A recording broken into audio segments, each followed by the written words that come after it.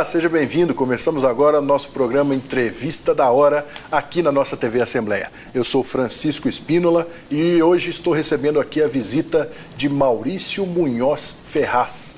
Ele que recebeu um prêmio nacional muito importante. Maurício, seja bem-vindo. Muito obrigado pela sua presença. Obrigado, Francisco. Obrigado a todos pelo convite. Esse prêmio é importantíssimo e eu vou ler aqui, como você já conhece, o nosso programa. A gente faz uma pequena introdução bem rapidinha para a gente começar o bate-bola. O projeto Agroecologia para a Faixa de Fronteira venceu o prêmio Celso Furtado na categoria Centro-Oeste. A premiação foi concedida pelo Ministério da Integração. O sociólogo Maurício Munhoz Ferraz, servidor de carreira do Poder Executivo, desenvolveu um estudo de agricultura sustentável como alternativa para a região de fronteira entre o estado de Mato Grosso e também a Bolívia. Esse projeto foi desenvolvido aqui na Assembleia Legislativa, Maurício? Eu estou lotado no gabinete da deputada Janaína Riva e foi ali que a gente desenvolveu esse estudo, né? A princípio o índice chamado ICSM, que é o Índice de Crescimento Sustentável dos Municípios, que gerou então esse projeto Ecologia na Fronteira. E qual foi o apoio principal que você teve aqui da Assembleia Legislativa? Esse foi um trabalho acadêmico realizado? O trabalho ele é de cunho acadêmico, é uma teoria, né? E teve todo o apoio, principalmente da deputada Janaína Riva, mas de toda a Assembleia.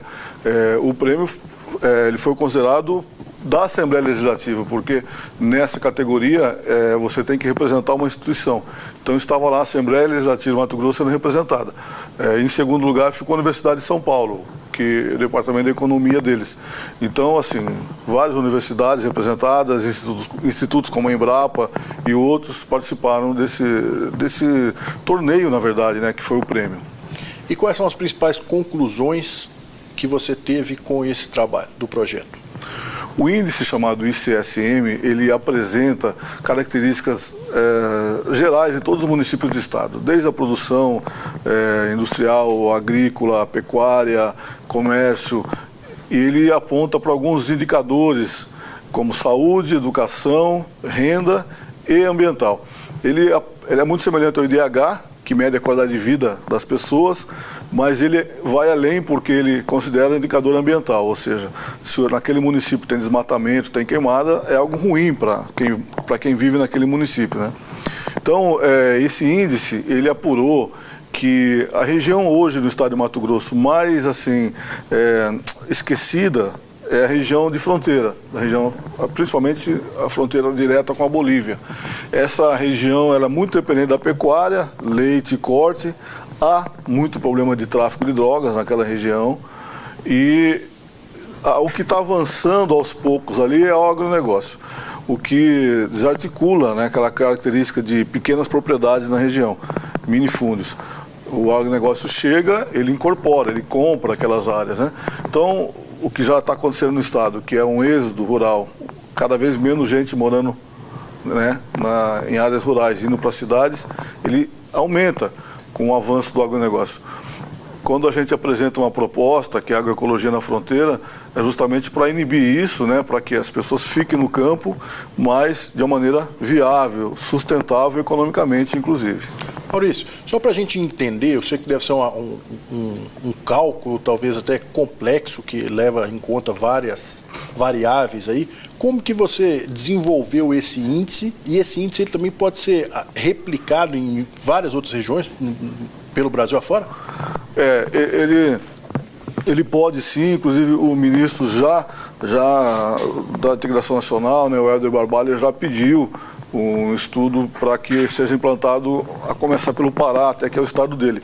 Mas são indicadores de dados oficiais, a gente não criou, a gente pega o IBGE, a gente pega a Secretaria de Fazenda, a gente pega, por exemplo, dados do INPE, né, para acompanhar desmatamento e queimada, são sempre dados oficiais para apontar renda, saúde, educação. Compila tudo isso? Compila tudo isso. A gente avalia a raiz da pobreza também, por exemplo, o fornecimento de Bolsa Família. que é a intervenção direta do Estado, né, no bem-estar das pessoas. Aqui, Francisco, na sobrevivência das pessoas. Sobrevivência.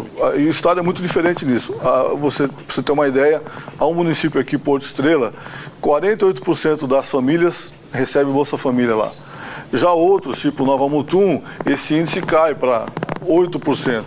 Então, quer dizer, quanto menos dependente, né, o município é de programas assistenciais como esse, mais dinâmica econômica ele tem, ou seja, mais opções de trabalho, mais renda, mais geração de renda, né, e de trabalho. Então a gente faz essa avaliação, tenta diagnosticar isso, né, para apresentar então um perfil de cada município e qual a expectativa que esse município tem em termos de progresso, em termos de desenvolvimento. E aí, só para ver se eu entendi bem, você considera variáveis econômicas, de qualidade de vida, e a inovação principal é que adiciona a questão da sustentabilidade, é isso?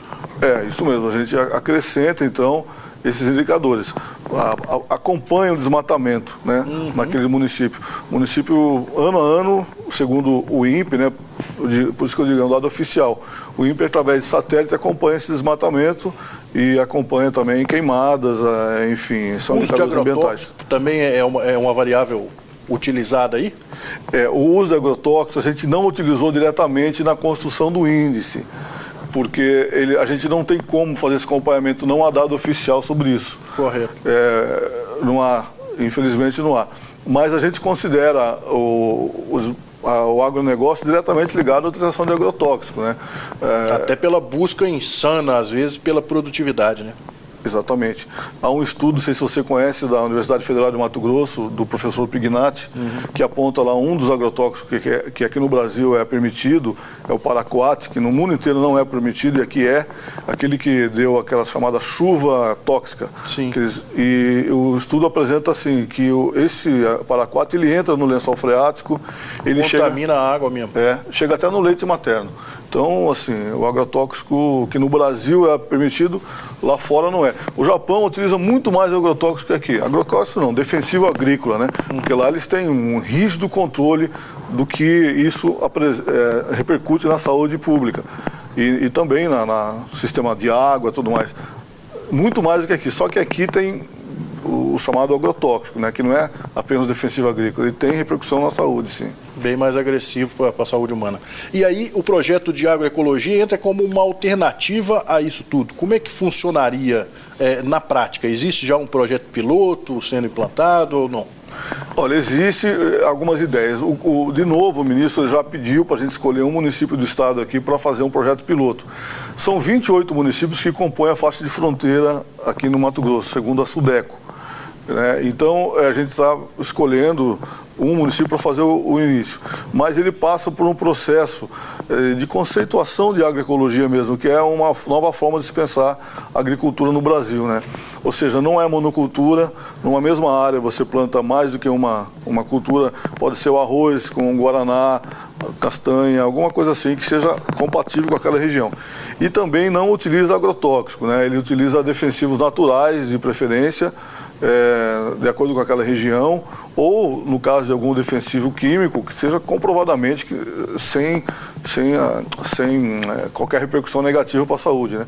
Então isso você trabalha através de cooperativas, porque são minifúndios, são pequenas propriedades, é agricultura familiar nós estamos falando, e você juntá-las em várias famílias, você forma uma cooperativa e você trabalha também com agroindústria.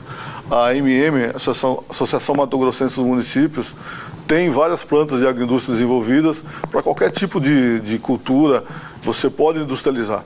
Quando você faz isso, você gera valor, né? Você agrega valor. Vale muito mais aquele produto quando você industrializa ele. E daí ele tem o alcance, primeiramente local, né? Depois municipal, ele pode atender a merenda escolar, pode atender a demanda local, depois regional, estadual e, quiçá, nacional. Ele não tem pretensão assim exportadora, como o agronegócio. Por isso, Francisco, ele complementa o agronegócio. O agronegócio é importante, produção de soja, de grãos no estado de Mato Grosso é muito importante, lógico, desde que tome cuidados como esses, né, cuidados ambientais. Ele precisa se reciclar, o agronegócio, ele precisa cuidar disso, desmatar menos queimado e menos agrotóxico. Agora, ele é importante, economicamente e tudo mais. essa ideia, ela complementa, porque ela quer levar alimento para a mesa das pessoas, né? O agronegócio, nós sabemos, né? O agronegócio, ele serve basicamente para exportação e para a soja, por exemplo, serve para alimentar suínos na China. Então, agora, eu reitero, é muito importante, mas a agroecologia, através da agricultura familiar, vem para complementar o agronegócio. Lembrando a você que nos acompanha também pela Rádio Assembleia 89.5 FM, eu sou Francisco Espínola, estou entrevistando aqui Maurício Munhoz Ferraz, ele é sociólogo e foi premiado com uma condecoração concedida pelo Ministério da Integração para o projeto Agroecologia para a Faixa de Fronteira, representando a Assembleia Legislativa aqui de Mato Grosso. Maurício, um exemplo dessa industrialização a qual você se referiu aí há poucos instantes, seria, por exemplo, o cultivo de frutas e aí, ao invés de vender só a fruta in natura, fazer a polpa. Seria uma possibilidade dessa ou outras questões também? Com certeza. Frutas é um caso típico, né? Vendê-la in natura tem um valor, você transformar em polpa, você agrega muito valor àquilo ali. E você tem mais capacidade de locomover também. O projeto prevê, inclusive, isso, caminhões frigoríficos, né? Para você, uma área frigorífica, ou seja, manutenção ali, se for no caso de frutas, e caminhão para distribuição, caminhão frigorífico.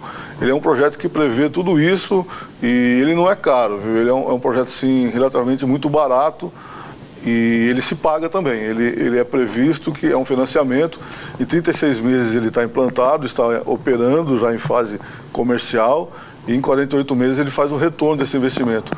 Portanto, Esse financiamento teria que ser pelas instituições oficiais ou não necessariamente? Não necessariamente, mas no caso a gente está trabalhando com instituições federais, né? O Ministério da Integração Nacional está empenhado em fazer isso. Eles querem muito fazer isso, porque eles também perceberam que faixa de fronteira é um problema no país inteiro e não se estava trabalhando isso. Então, eles querem usar isso como um modelo, né? Para que haja uma resposta do poder público a essa crise de faixa de fronteira. Castanha do Pará, por exemplo, outro dia eu fui comprar uma castanha do Pará, fiquei impressionado com o preço do quilo, mas estava tão caro porque ela não era a fruta normal, já era descascada, tudo prontinho, aquela... É por isso que acaba agregando valor também? É, caríssimo, castanha do Pará, Acho que era 130, 150 reais o quilo, nem lembro, eu assustei tanto que eu... 180? Eu vi 180 esses dias. Deve ser isso, eu assustei tanto que eu não guardei. Pois é, mas, se você ter uma ideia, é pago R$50 um balde, ela in natura, com casca, tudo, né? Um balde que dá 30 quilos, depois você descascando vai cair para 10 quilos. Mas olha, R$50, 10 quilos, né? R$5 por quilo. E aí a hora que a gente vai comprar lá, 180. 180. É uma coisa assim absurda, né? Mas tudo é mais ou menos assim, né? Claro, nem tudo é com essa distorção toda, mas tudo você agrega valor, você industrializa, vale muito mais, né, cara? Vale. E como que seriam implantadas essas cooperativas, por exemplo? Olha, esse é um dos grandes desafios, né? Porque a cooperativa no Mato Grosso, em algumas regiões, é muito mal vista. Não há essa cultura de cooperativa aqui e algumas pessoas têm lembranças ruins de tentativas de cooperativa que não deram certo. A ideia é trabalhar uma conscientização, fazer um grande esforço de conscientização das famílias, né? De que a cooperativa é importante. Então, o projeto prevê também isso. Quando eu falei em 36 meses, é algo de torno de um ano só para fazer esse trabalho da formação da cooperativa. Porque a agroindústria é relativamente mais rápido, já tem o projeto pronto, a MM já tem o projeto pronto, com todas as autorizações sanitárias, inclusive. A Assembleia está discutindo aqui algumas dessas, né, dessas autorizações sanitárias, ambientais, que há limitações também para você vender. Local é uma coisa, intermunicipal é outra, estadual é outra. A Assembleia está discutindo facilidades para isso. Então, é um grande desafio, respondendo a tua pergunta, a construção de cooperativas. Parece muito simples, e deveria ser, mas como há resistências, até cultural, com relação a isso, é um dos grandes desafios que o projeto apresenta. Com a conscientização é que vai acabar vencendo isso. A questão da merenda também, que você citou aí rapidamente, a Assembleia tem legislações já transformadas em lei, aprovadas que garantem um percentual mínimo que a merenda deve ser comprada localmente, não é isso? É isso, mas infelizmente a maioria dos municípios não consegue comprar, até por falta de produção. Desestímulo, né? Então não tem produção e acaba importando. Muitas das mercadorias, né, que são utilizadas na merenda escolar não são utilizadas, quer dizer, não são compradas localmente, em nível local. Há exceções nesse caso. Eu sei que Nova Mutum tem uma experiência fantástica com isso. O poder público se empenhou em estimular, né, na região toda aquela produção, mas eu conheço diversos municípios que não conseguem comprar quase nada ali na região. Incrível, e aí, né? Nesse projeto de agroecologia, o mercado seria garantido inicialmente só nisso aí, praticamente. Com certeza. A merenda escolar é um mercado muito amplo, né, de toda essa produção de alimentos, todas você pode elencar em tudo que você falar. É fruta, é arroz, castanha, que no caso na região de fronteira eu acho que não dá as castanhas do Pará, não tenho certeza. Mas no estado do Mato Grosso tem produção de castanha do Pará. Tudo, né, é consumido em merenda escolar e é consumido na mesa da gente, né? São todos alimentos que nós comemos no dia a dia. Você citou também que existe hoje um êxodo rural, as pessoas acabam abandonando as propriedades. Isso foi constatado também através dos dados que você estudou para realizar esse estudo. Como que seria viável transformar hoje teoricamente um mau negócio, porque se a pessoa está saindo de lá é porque ela está tendo dificuldades, considera aquilo um mau negócio, em um negócio rentável através dessa agroecologia? Agroecologia, exatamente. Também é outro desafio, Francisco, porque o inchaço das cidades, ele explica, em parte, né, a criminalidade que está aumentando, né? Se você estudar o perfil do crime aqui em Cuiabá, por exemplo, jovem, periferia, e muitos vêm de regiões, de municípios da Baixada ou de outros. É interessante esse perfil.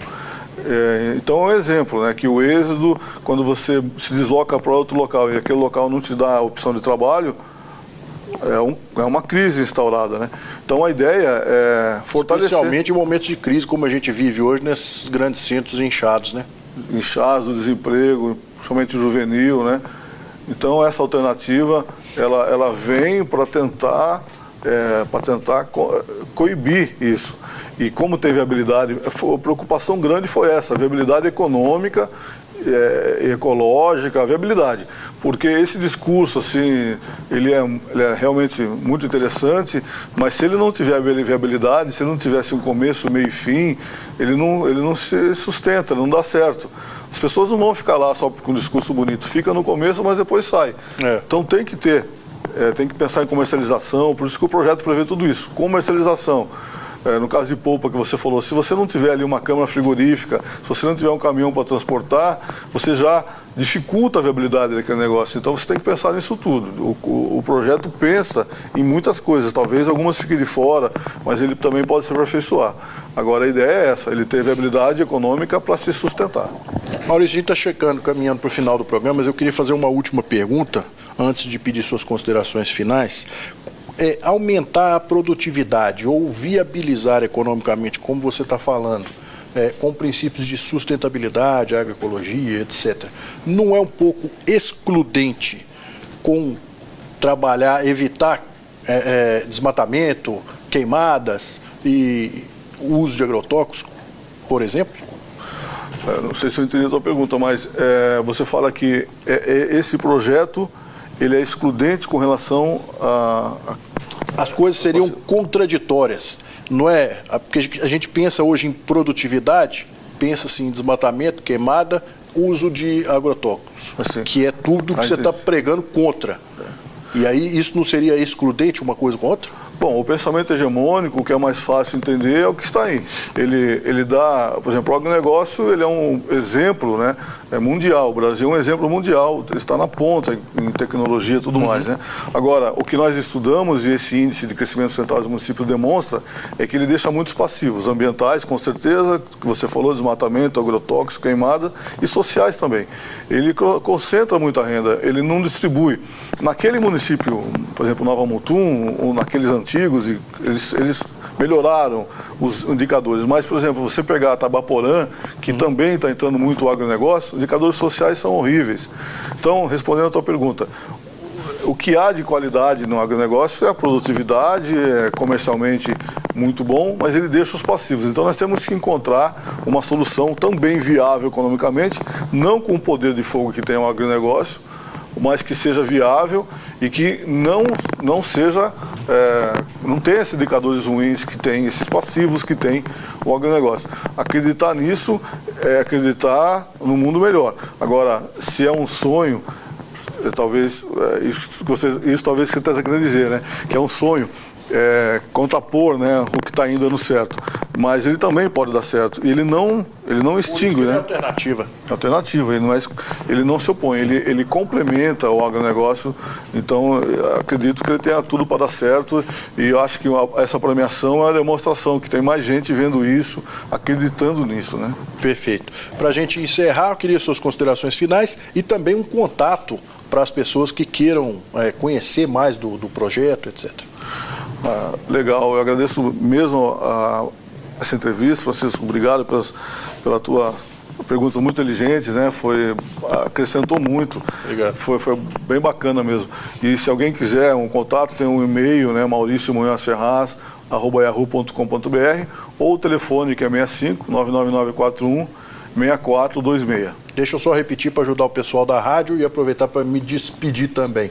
Maurício Munhoz, Munhoz com Z, Ferraz também com Z, tudo junto. Maurício Munhoz Ferraz, @yahoo.com.br. O telefone é 65 999 41 6426. Eu entrevistei aqui o Maurício Munhoz Ferraz, que ganhou esse prêmio oferecido pelo Ministério da Integração, representando a Assembleia Legislativa de Mato Grosso. E nós, enquanto TV Pública, mais uma vez, cumprimos a nossa missão, que é de levar informação de qualidade que faz diferença no seu dia a dia. Muito obrigado e até uma próxima oportunidade.